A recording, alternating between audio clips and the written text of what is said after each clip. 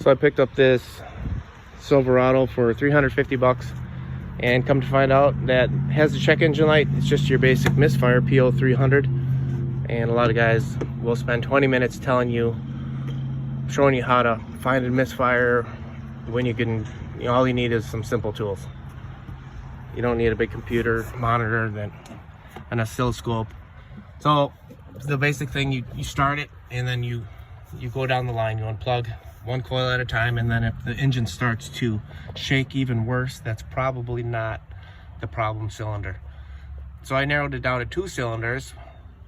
I believe, not sure which ones these are, 6 and 8 maybe, but I pulled the connector off the coil, and there's no change in the response to the engine. Put that back, pulled the last one, still no change.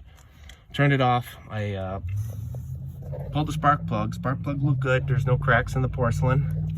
And I actually used this wire, and I had a spare spark plug, and I just connected a ground to the threaded part, and I watched the spark. So they were both sparking. So that eliminated the wire, the coil, and the spark plug.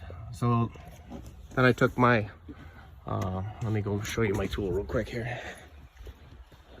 Pardon the mess. But